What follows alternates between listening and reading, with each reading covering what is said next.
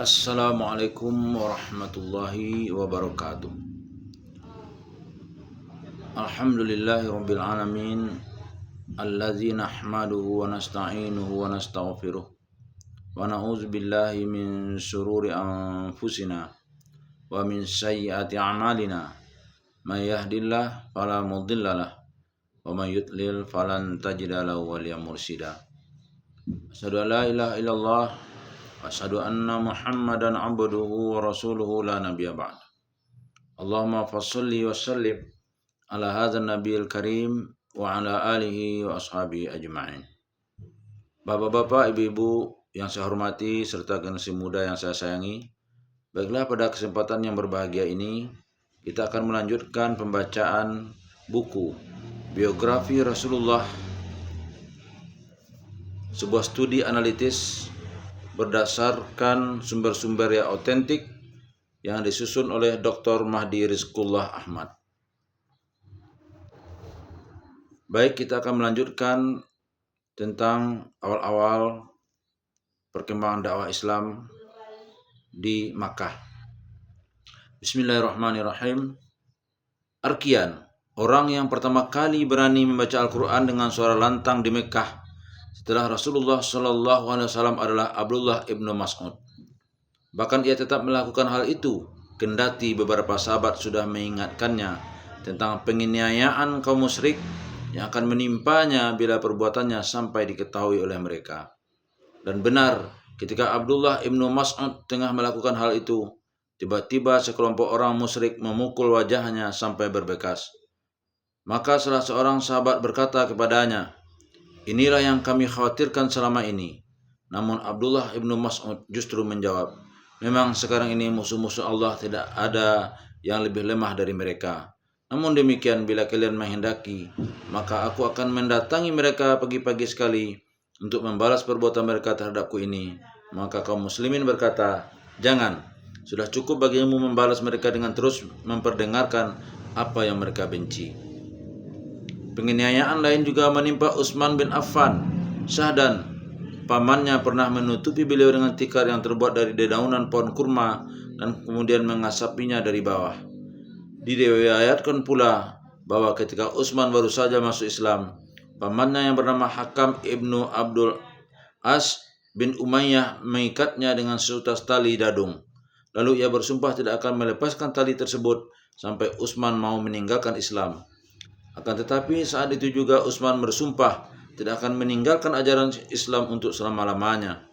Ketika sang paman melihat keteguhan dan kegigihan Utsman dalam memegang ajaran agamanya itu, maka ia pun meninggalkannya dalam keadaan terikat. Sahabat lain yang pernah mendapatkan penganiayaan dikarenakan keislamannya adalah Mus'ab bin Umair.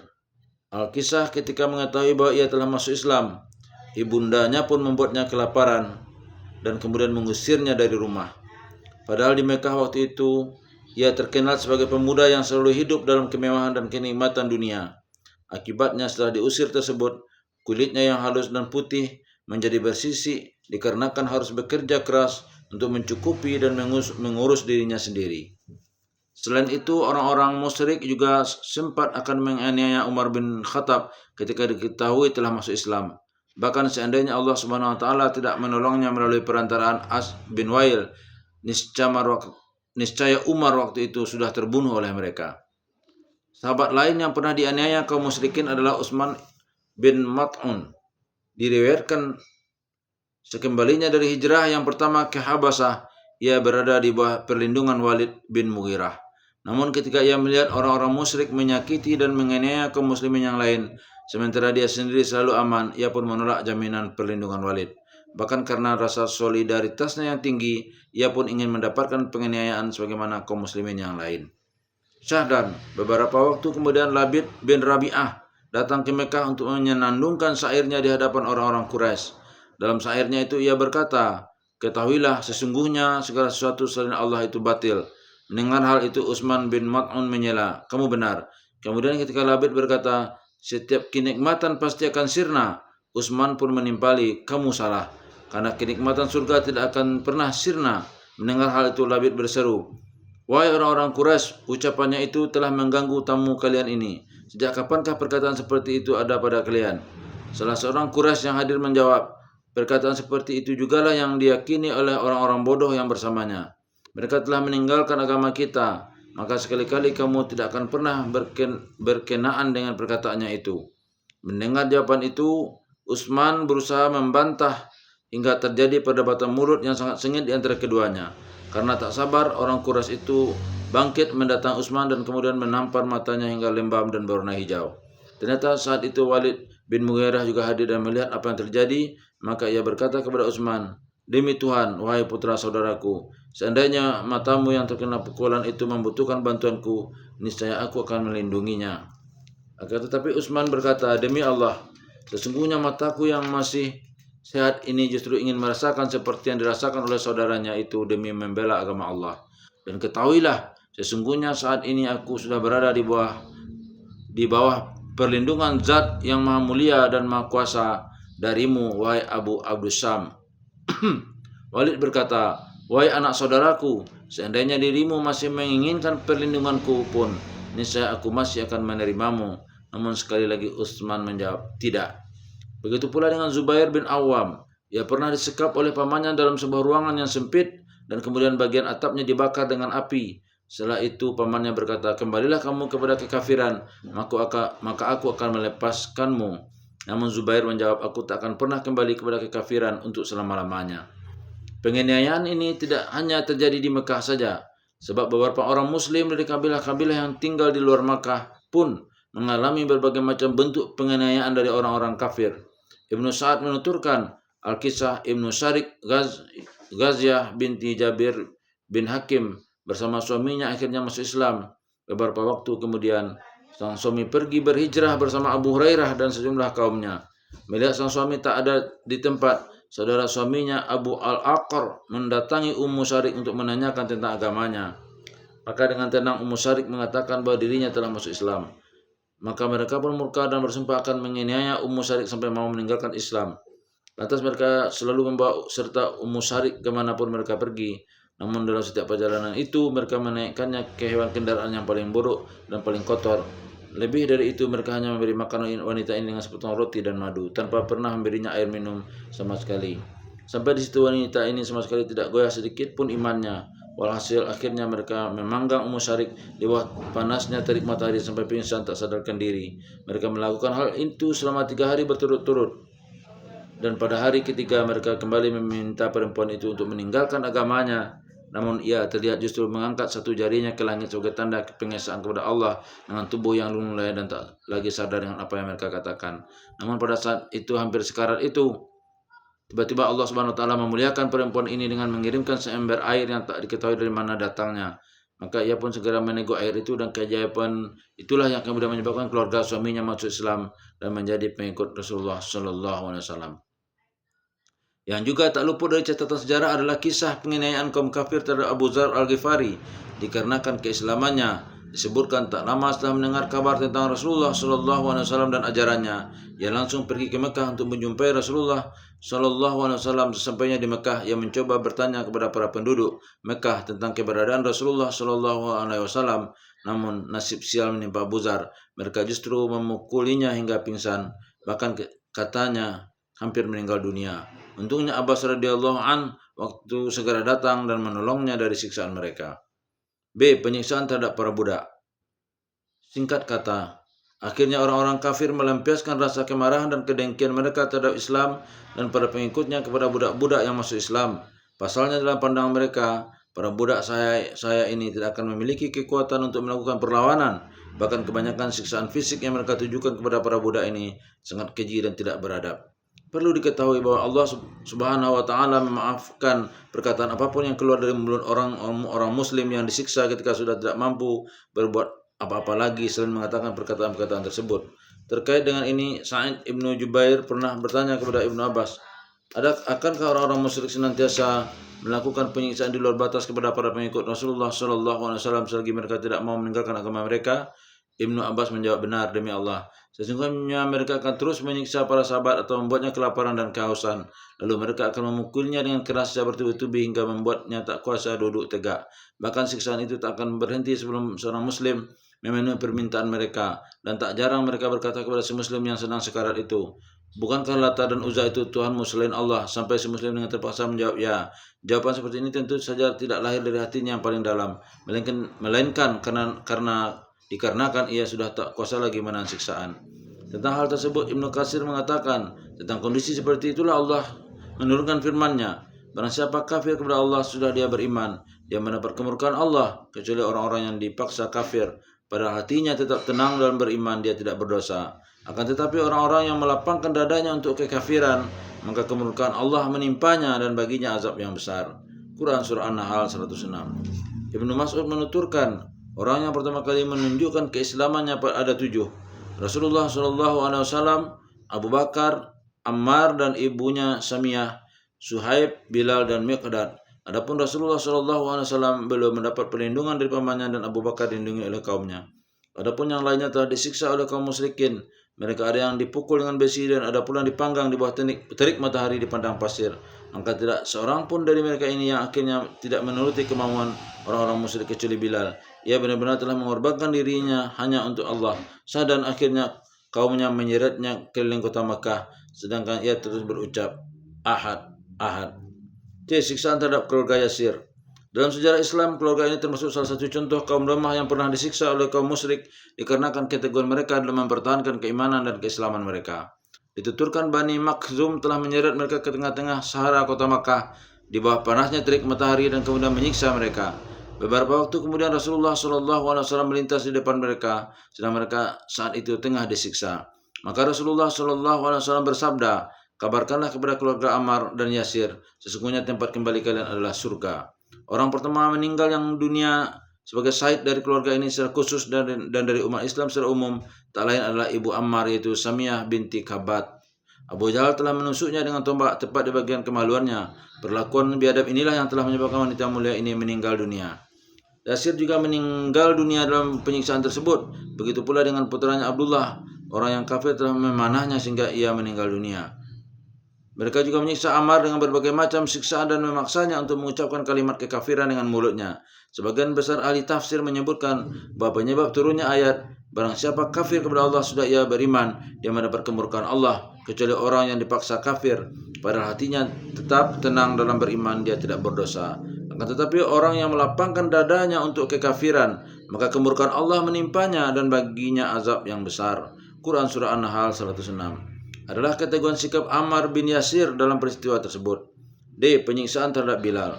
Bilal adalah salah seorang budak Bani Jahm. Nama lengkapnya adalah Bilal bin Rabah. Ibunya bernama Hamamah. Pendapat paling masyhur menyebutkan bahwa Bilal berasal dari Habasyah, namun ada pula yang menyebutnya berasal dari Nubia. Bilal adalah orang yang bersih hatinya dan sangat tulus mempercayai Islam. Ia merupakan salah satu budak Umayyah bin Khalaf. Diriwayatkan karena ia berani masuk Islam, maka majikannya itu menyeret Bilal ke tengah-tengah padang Sahara kota Mekah di bawah panasnya terik matahari. Setelah itu majikannya itu meletakkan sebuah batu besar di atas dadanya. Saya berkata, "Engkau akan tetap seperti ini sampai ajal menjemputmu. Namun bila engkau mau mengingkari Muhammad dan kembali menyembah Tuhan Lata dan Uzza, niscaya aku akan melepaskanmu." Singkat cerita, Bilal tak sedikit pun goyah dengan siksaan itu, dan dari mulutnya terus keluar kalimat Ahad, Ahad. Al-Baladzuri menuturkan, Amr bin As menceritakan, "Aku melintas di depan Bilal pada saat ia di tengah disiksa di bawah sengatan matahari. Sungguhnya, seandainya beberapa potong daging diletakkan di atas tubuhnya, niscaya daging-daging itu akan matang pada saat itu. Meski demikian ternyata ia masih berani berkata, 'Aku sungguh-sungguh mengingkari Lata dan Uzza.' Pernyataan ini tentu saja membuat Umayyah semakin geram dan murka. Maka ia pun memperberat siksaan kepadanya dengan mencekik leher Bilal sekuat tenaga. Akhirnya Bilal menjadi pingsan karena cekikan itu dan kemudian sadar kembali. Al-Baladzuri juga menuturkan, Mujahid menceritakan, mereka meletakkan tali di leher Bilal dan kemudian memerintahkan budak-budaknya untuk memperkuat tarikannya. Sementara itu Bilal terus berucap, Ahad, Ahad. Dalam riwayat lain, Al-Baladzuri menceritakan, Bilal berkata, mereka telah membuatku haus selama 1 hari 1 malam. Kemudian mereka menyeretku keluar dan menyiksaku di bawah sengatan matahari di siang hari yang sangat panas. Ketika Abu Bakar radhiyallahu anhu melihat Bilal dalam kondisi seperti itu, ia menghampiri tuannya dan menawar harga Bilal untuk dibeli. Akhirnya Abu Bakar membeli Bilal dan membebaskannya. Ibnu Abi Syaibah dengan sanad yang sahih dan Al-Baladzuri dengan sanad yang jayyid menceritakan bahwasanya Abu Bakar radhiyallahu an telah membeli Bilal dengan harga 5 uqyah pada saat Bilal telah ditindih di bawah batu besar. Sementara itu dalam riwayat yang sahih dikatakan bahwasanya Bilal berkata kepada Abu Bakar, seandainya engkau membeliku untukmu sendiri maka belilah. Akan tetapi seandainya engkau membeliku untuk Tuhan mereka maka biarkan aku seperti ini demi mencari keridhaan Allah. Penyiksaan terhadap Khabab ibnu Arad. Nama lengkapnya adalah Khabab ibnu Arad ibnu Jandalah ibnu Sa'ad ibnu Khuzaimah ibnu Tamim at-Tamimi. Ada pula yang memanggilnya dengan Khuzai. Disebutkan pada zaman jahiliyah ia merupakan seorang tawanan yang kemudian dijual di Mekah. Ia adalah budak dari Ummu Anmar al-Khuzaiyah. Akan tapi ada riwayat yang menyebutkan lain. Konon sesampainya di Mekah ia menetap di tengah-tengah Bani Zahrah dan bekerja sebagai seorang tukang besi pembuat senjata-senjata terutama pedang. Khabab termasuk golongan generasi pertama orang yang masuk Islam. Tak lama setelah masuk Islam ia mengalami berbagai macam bentuk siksaan sebagaimana yang dialami orang-orang muslim lemah pada saat itu. Sebuah riwayat yang mengisahkan kaum musyrikin pernah menarik rambutnya dengan keras dan mencekik lehernya dengan sekuat tenaga. Bahkan mereka berkali-kali telah membaringkannya di tengah-tengah gurun pasir yang panas dan kemudian mereka meletakkan batu di atas tubuhnya hingga ia tidak kuat bangun lagi. Lebih dari itu kaum kafir juga pernah menyalakan api dan kemudian membakar tubuhnya. Lalu ketika api itu dipadamkan punggungnya sudah terbakar. Hal itu justru telah diceritakan sendiri olehnya. Bahkan ia pernah memperlihatkan sendiri bekas luka bakarnya itu kepada Umar radhiyallahu an. Hadis tersebut diriwayatkan oleh Abu Naim dalam kitab Al-Hilyah 144 sebagai riwayat mursal yang datang dari Sa'bi. Seandainya telah ditetapkan bahwa Sa'bi telah mendengar pengakuan tersebut dari Khabab, maka hadis tersebut dapat dinilai sebagai hadis mutassil atau tersambung dan sahih. Akan tetapi nilai hadis ini adalah hasan dengan melihat beberapa bukti yang diambil dari hadis-hadis lainnya menggambarkan tentang prosesi penyiksaan Khabab. Ibnu Sa'ad telah menyebutkan dalam kitab At-Tabaqat 3165 dari hadis Abu Laila Al-Kindi yang menyebutkan tentang Khabab yang memperlihatkan bekas luka bakar di punggungnya kepada Umar. Akibat penyiksaan yang dilakukan oleh kaum musyrikin, riwayat tersebut adalah riwayat hasan. Ada riwayat lain yang menyebutkan bahwa orang-orang musyrik tersebut juga telah membaringkan Khabab di tempat pemanggangan. Akan tetapi sekalipun telah berbuat keji, mereka tidak mendapatkan apa yang mereka kehendaki dari Khabab atau mengkufurkannya. Adapun riwayat lainnya, riwayat yang menyebutkan bahwa Khabab pernah dipanggang oleh orang-orang kafir, tetapi ia tidak mau memenuhi permintaan mereka untuk meninggalkan Islam. Tentang sejarah hidup Khabab ini, terdapat sebuah riwayat cukup masyhur yang menceritakan kehidupannya bersama Asil bin Wail. Kisah ini diriwayatkan oleh Bukhari, Muslim dan beberapa ulama lain hadisnya. Beberapa ulama hadis lainnya dengan bersumber dari dia sendiri. Khabab menceritakan, saat itu aku bekerja sebagai seorang tukang besi di kota Mekah. Suatu hari aku membuatkan sebilah pedang pesanan Asi bin Wail As-Sahmi. Setelah selesai aku menyerahkan pesanannya tersebut. Namun ia berkata, aku tidak akan memberimu upah sampai engkau mengingkari Muhammad. Maka aku pun menjawab, aku tidak akan pernah mengingkari Muhammad SAW sekalipun Allah mematikanmu dan menghidupkanmu kembali.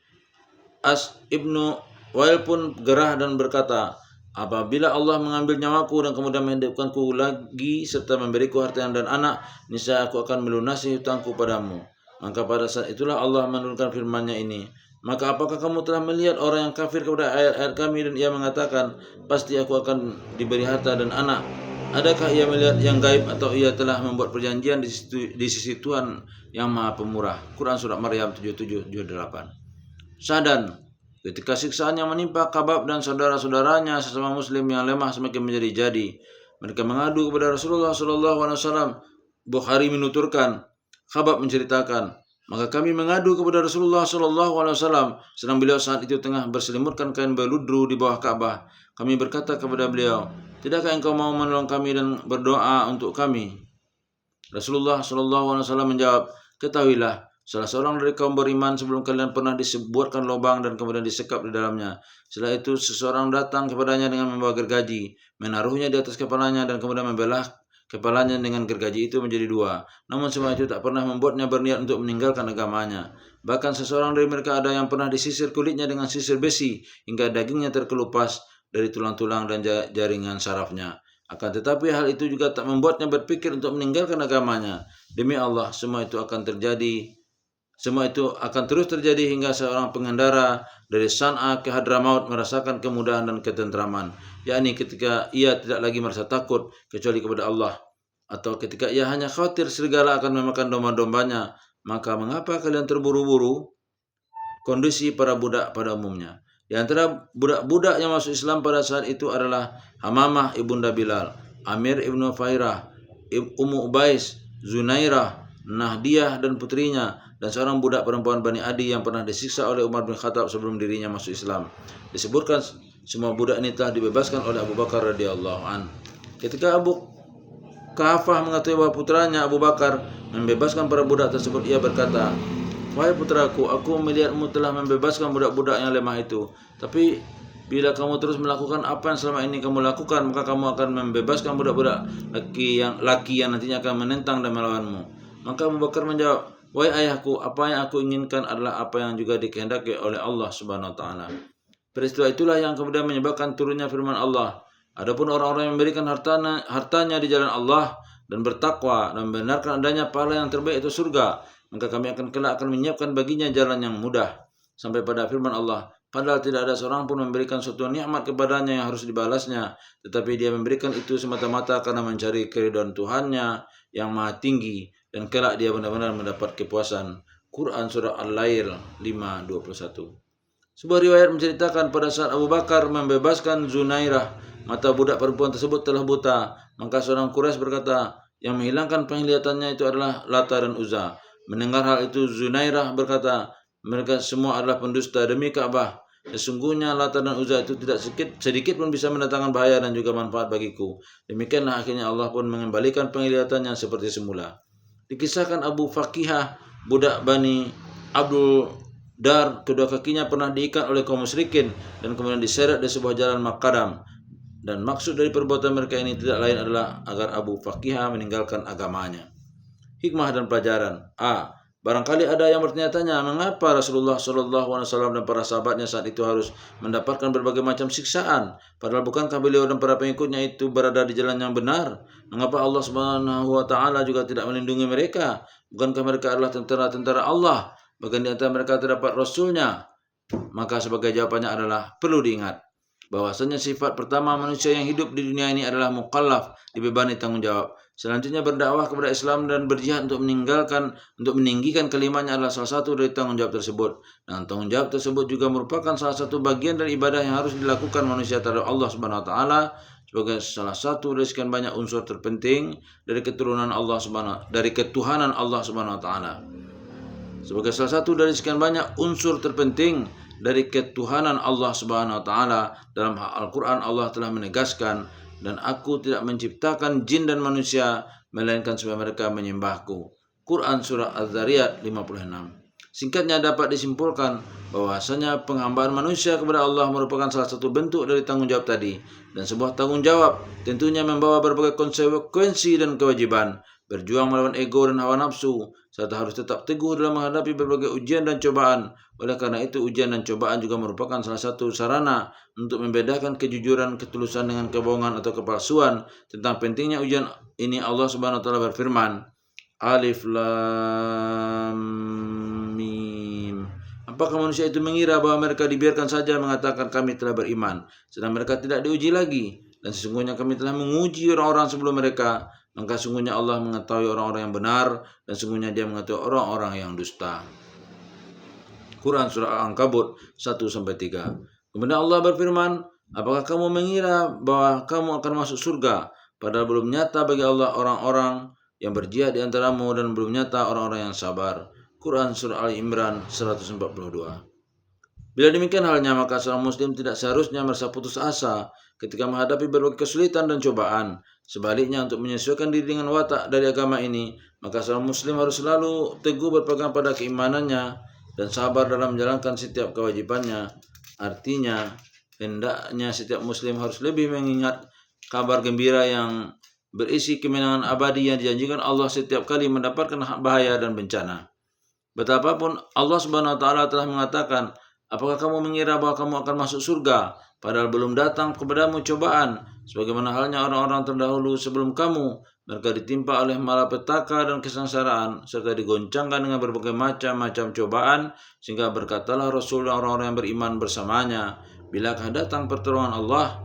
Ingatlah sesungguhnya pertolongan Allah itu amat dekat.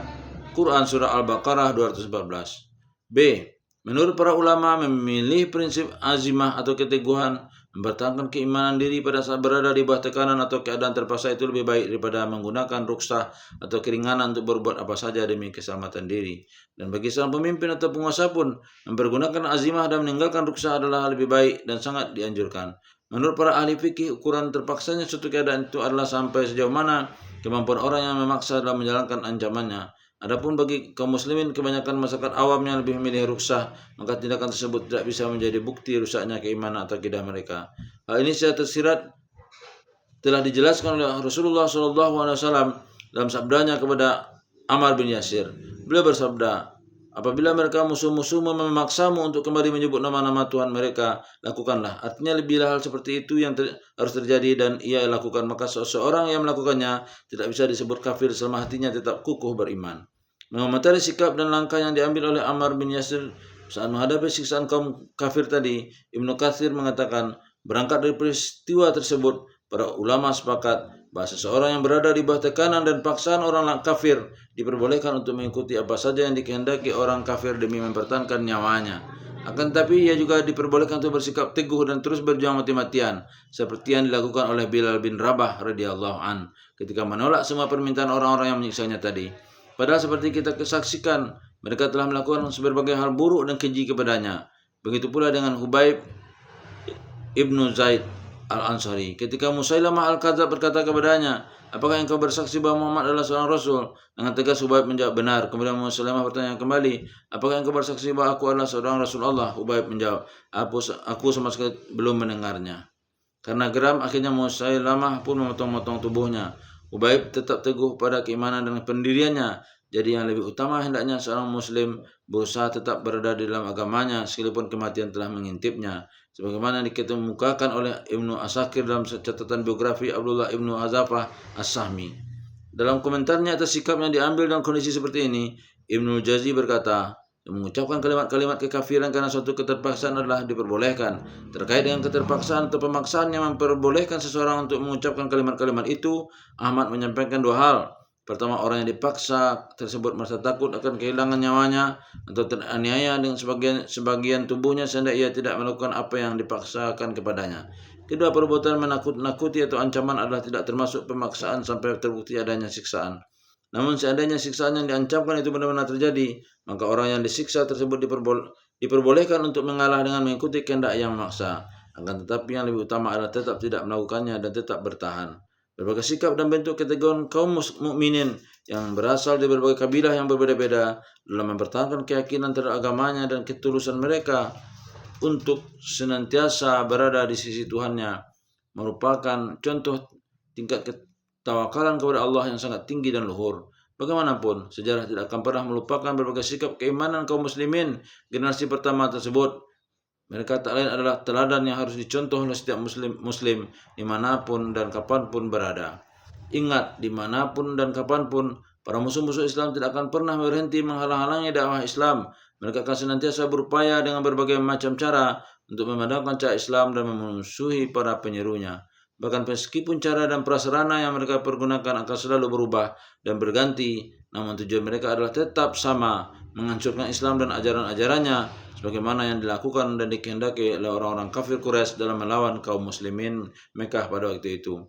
Perlu diingat, bila kita menerangkan tentang cara-cara dan sarana-sarana yang ditempuh kaum kafir zaman ini untuk menghalang-halangi dakwah Islam, maka kita butuh waktu dan ruang yang lebih luas. Maka dari itu dalam hal ini kami hanya cukupkan untuk memberikan gambaran sekilas tentang realitas gerakan Islam dan berbagai tantangan yang dihadapinya di tengah-tengah masyarakat yang menolak penerapan hukum-hukum Allah.